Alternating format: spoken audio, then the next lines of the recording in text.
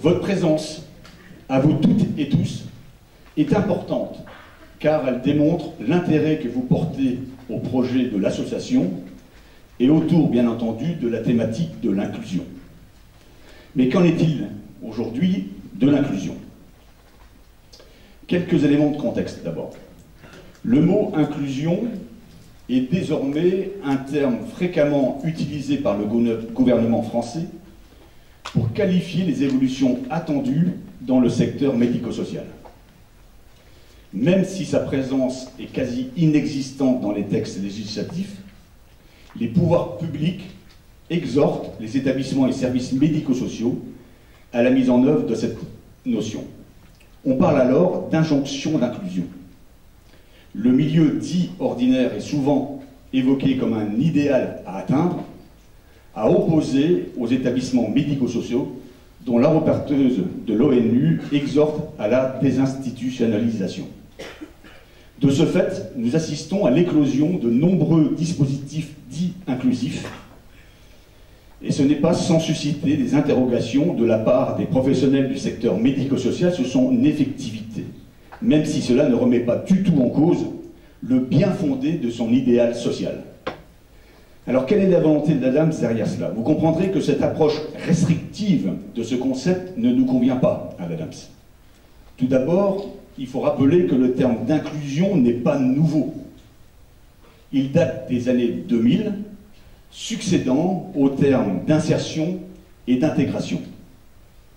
La Commission européenne l'a notamment démocratisé à travers la définition qu'elle a donnée donc en 2008 de l'inclusion dite active, qui consiste à permettre à chaque citoyen, y compris aux plus défavorisés, de participer pleinement à la société et notamment d'exercer un emploi.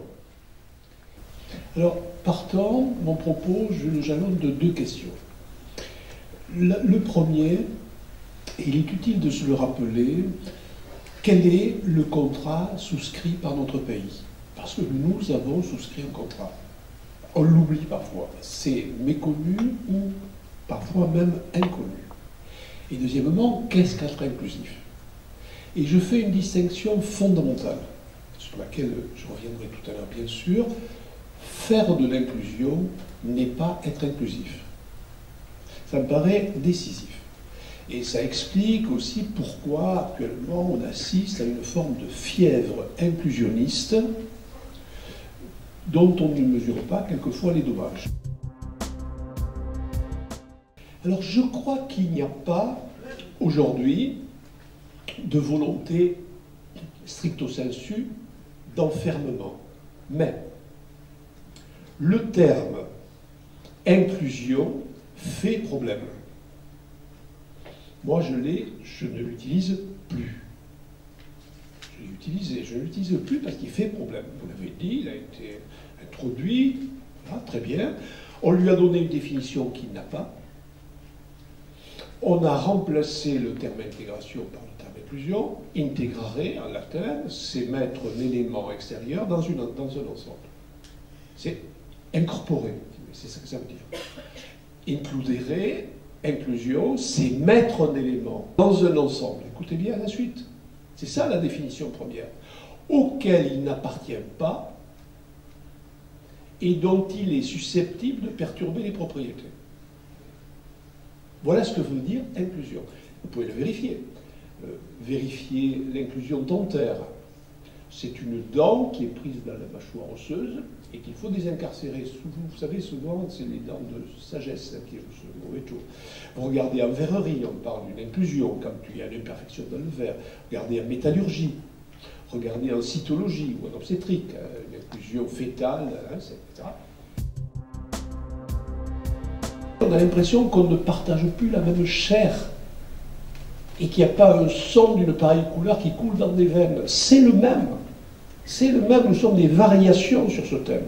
Alors vous voyez, je crois qu'on désire d'autant plus cette société plus cohésive, inclusive, parce qu'elle nous manque, profondément elle nous manque. Faire société, faire monde. Et je me souviens de cette phrase de Claudel dans une pièce qui s'appelle L'Otage, Elle a 120 ans, et c'est toujours d'actualité. Et Claudel, qui fait dire à son personnage, je regarde autour de moi et je ne vois plus de société entre les hommes. Chacun pour soi.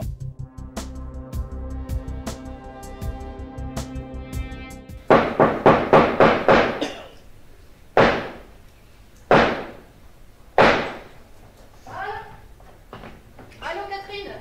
Oh Catherine, mon sauveur. Oh Catherine, si tu savais. Oh, Catherine, je suis totalement dans le rouge, hein. Jusqu'au cou. Hein. Ah oui, je sais, je t'ai appelé la semaine dernière, oui. Un agent de restauration, encore. Ouais. Ben là, oui.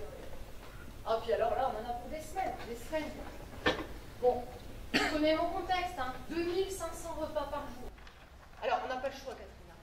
Il me faut un candidat, le diplôme, l'expérience, la trentaine, qui présente bien, et puis le local de l'étape. Hein. On n'a pas le choix. D'accord? Bon, Catherine, je reste connectée. Dès que tu as des nouvelles, hein, tu me fais signe. Ok? Merci.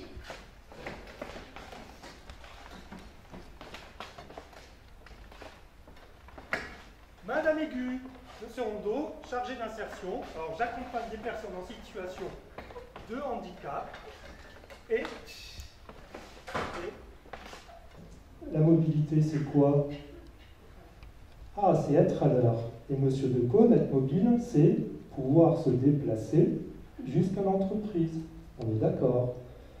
Pour répondre à cette problématique, nous avons la chance d'avoir une plateforme de mobilité inclusive, écomobilité, qui intervient sur l'échelle de l'agglomération, qui est un dispositif national, qui s'appelle WeMove. Et donc, déjà merci. Et comment peut-on répondre, dans un premier temps, à court terme, pour que M. Decaune soit à l'heure au travail, et aussi aller plus loin pour le rendre autonome dans cette mobilité? Et quelle forme de mobilité? Alors tout d'abord, il faut rétablir une vérité, c'est que le permis ne rime pas souvent avec mobilité, et ce n'est pas une fatalité en soi. Donc il y a, et la mobilité personnelle ne doit pas être un frein pour la mobilité professionnelle. Aussi, donc nous, ce qu'on propose chez WeMove, c'est un accompagnement personnalisé et sur mesure par rapport aux personnes, aux bénéficiaires, notamment à M. Decaune qui est présent. Donc on va déjà réaliser un diagnostic pour connaître ses habitudes d'utilisation des différents modes de transport et justement identifier certains freins. Ensuite, ça va être à nous de proposer des solutions, ça va être des solutions financières, des solutions pédagogiques aussi, ou matérielles pour arriver à ce qu'ils deviennent autonomes, responsables, en utilisant des moyens de mobilité durable aussi.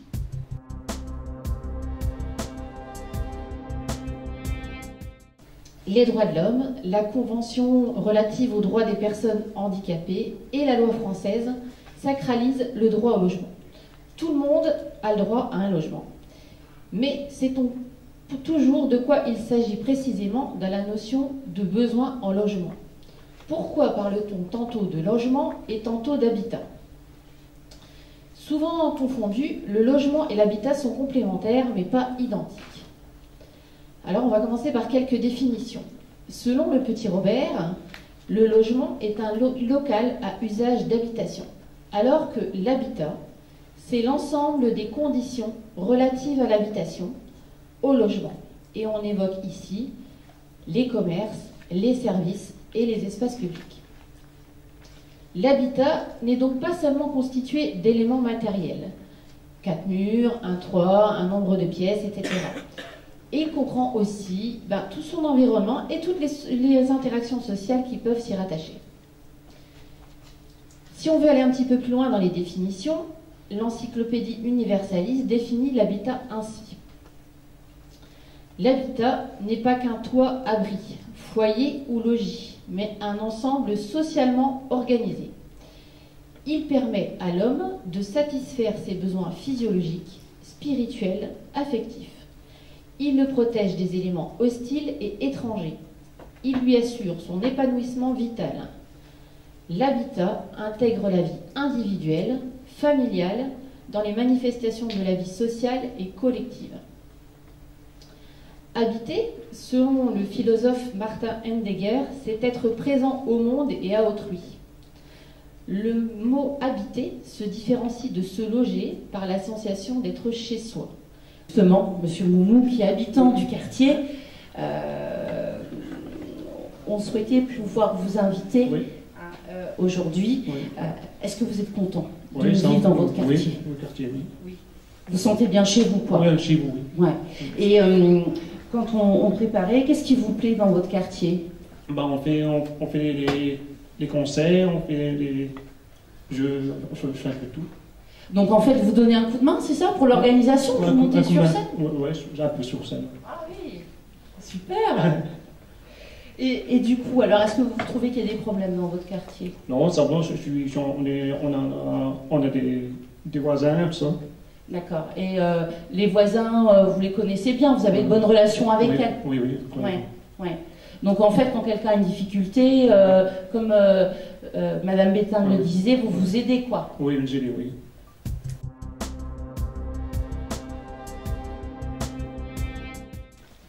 Nous avons annoncé le chiffre de 12 millions de personnes en situation de handicap en France, dont environ 10 millions invisibles, on va dire. Quel regard portez-vous sur cette information et pensez-vous avoir été suffisamment sensibilisé à la présence de cette patientèle dans votre activité professionnelle? Alors bonjour, moi je me présente, je suis Marie-Laure Bastianon, donc sage-femme sur le pôle de santé de Montirandais.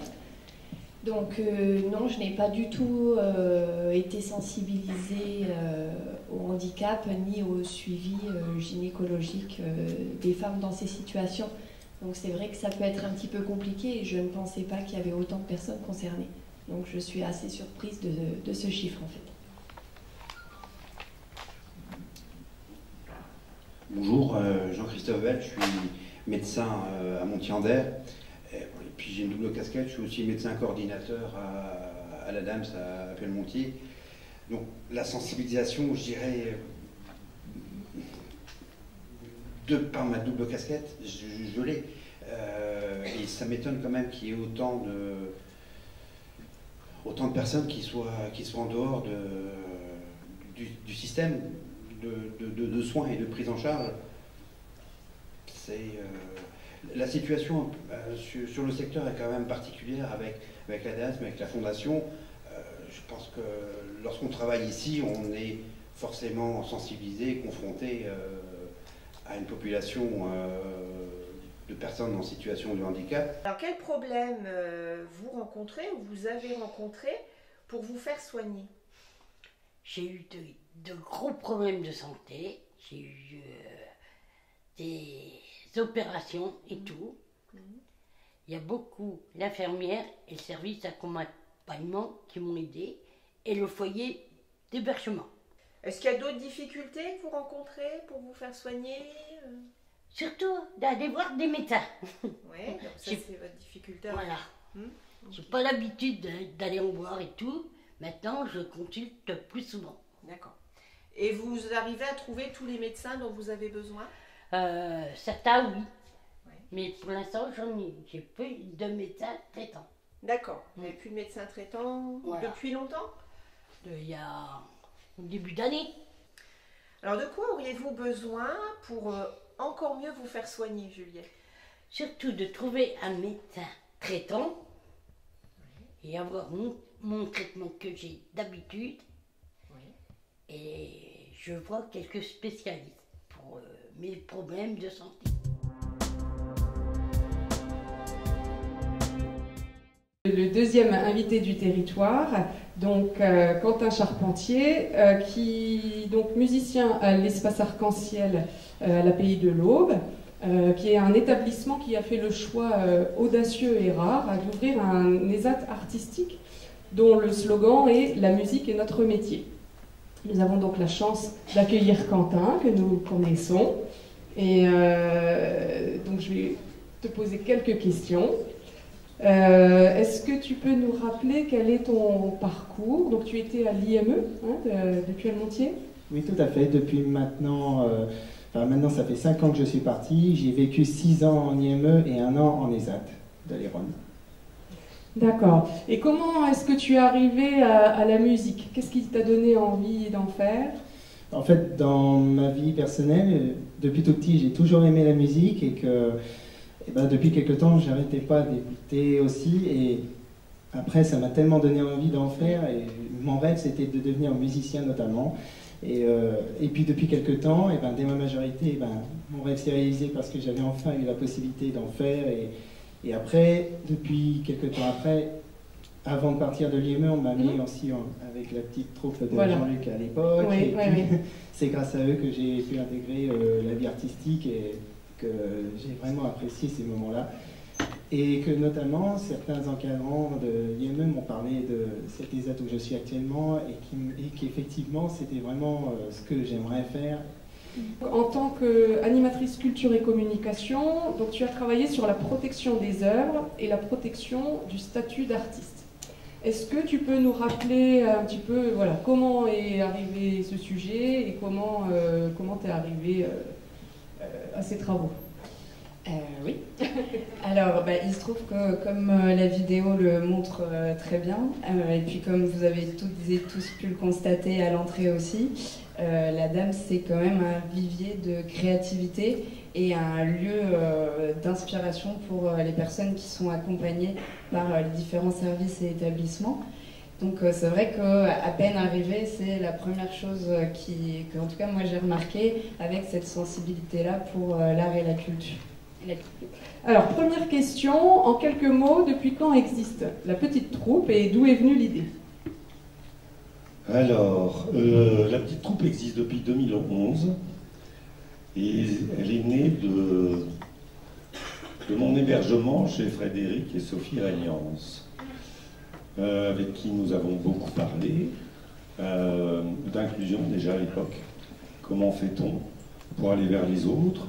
Comment fait-on pour utiliser le théâtre, les techniques de théâtre pour finalement améliorer le quotidien de tout le monde et améliorer l'inclusion dans une société de toutes les personnes. Et on s'est rendu compte en jouant en public, en s'asseyant au bord de scène à la fin du spectacle, que finalement on rencontrait plein de gens et qu'on discutait avec eux sans problème. Et on s'est imposé aussi le fait de jouer sur scène avec la petite troupe, de ne pas rester dans l'encadrement strict, mais de participer au spectacle. Donc en fait, on est sur une troupe mixte. On est sur une troupe mixte, sur la petite troupe. L'inclusion dans l'inclusion. C'est ça, c'est l'inclusion dans l'inclusion dans l'inclusion.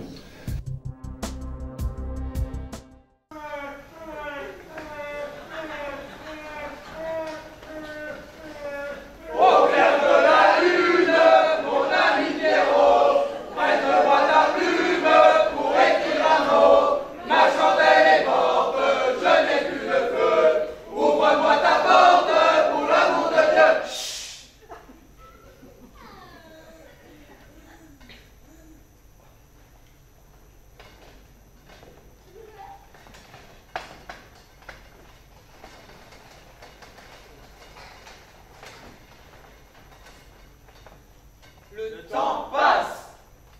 Tic, tac, tic, tac, tic, tac, tic, tac, tic, tac.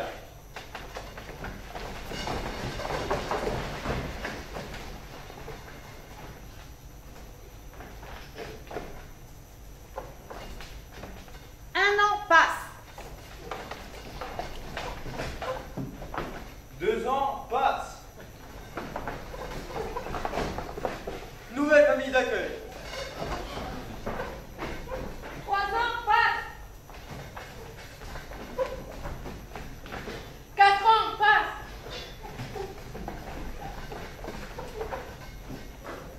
Changement de famille d'accueil. 5 ans passent. 6 ans passent. 7 ans passent. Changement de famille d'accueil. 8 ans passent. Ce n'est plus un bébé, c'est un enfant. Nouveau parcours, nouvelle famille d'accueil.